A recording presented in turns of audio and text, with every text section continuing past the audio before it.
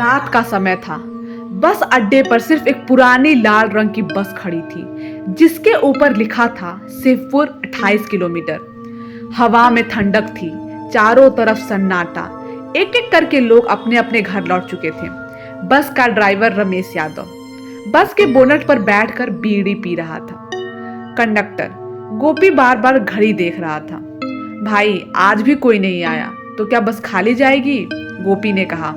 रमेश ने बीड़ी बुझाते हुए मुस्कुराकर जवाब दिया, बस तो जाएगी चाहे कोई बैठे या नहीं, टाइम तो टाइम होता है।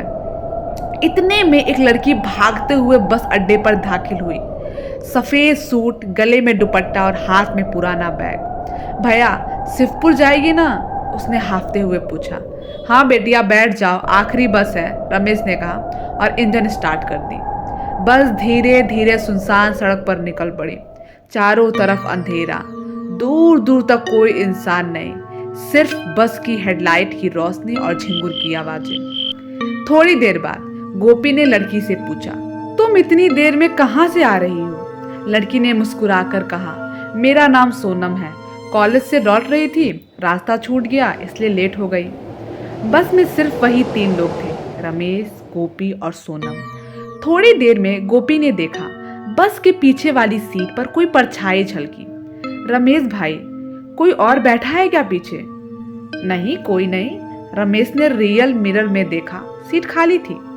गोपी ने सोचा शायद आंखों का धोखा हो, लेकिन तभी बस के अंदर ठक ठक ठक जैसी आवाज आई, जैसे किसी ने जोर से बस की छत पर कदम रखा हो। रमेश ने बस रोक दी, बाहर देखा, कोई नहीं, हवा भी शांत थी। अरे अजीब बात है, रमेश बड़बड़ाया। उन्होंने फिर बस चालू की और जैसे ही बस चली, सोनम ने धीरे स्वर में कहा, भैया ये रास्ता शिवपुर का नहीं है। रमेश चौंका, क्या मतलब? यही तो रास्ता है। सोनम ने खिड़की के बाहर इशारा किया, देखिए वह पीपल का पेड़, ये तो शिवपुर का शमशान घाट है। रमेश और गोपी ने खिड़की से झांका। सचमुच बाहर शमशान था, सैकड़ों दिए जल रहे थे, जैसे किसी ने अभी अभी अनगिनत लाशें जलाई हों। गोपी की रीढ़ में सिहरन दौड़ गई। रमेश भाई, ये हम कहाँ आ गए? रमेश ने गियर बदला और बस मोड़ने की कोशिश की, लेकिन बस अपने आप रिवर्स होने लगी। गति बढ़ती गई। सोनम अब धीरे धीरे खड़ी हो गई। उसका चेहरा सफेद पड़ चुका था, उसकी आंखें लाल चमकने लगी। वो धीरे से बोली, मैं भी इसी बस से सफर किया था 3 साल पहले, लेकिन उस रात बस शिवपुर नहीं पहुंची थी, बस यहीं जली इसी सड़क पर। गोपी चीखा, क्या? बस की हेडलाइट बुझ गई। एक पल के लिए सब कुछ अंधेरे में डूब गया।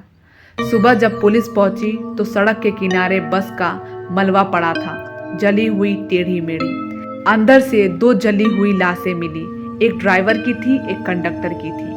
लेकिन सबसे हैरानी की बात, तीसरी सीट पर मिला एक पुराना सूटकेस जिस पर लिखा था सोनम वर्मा, और उसके अंदर मिली साल 2022 की बस टिकट जिस पर वही नंबर लिखा था, शिवपुर 28 किलोमीटर।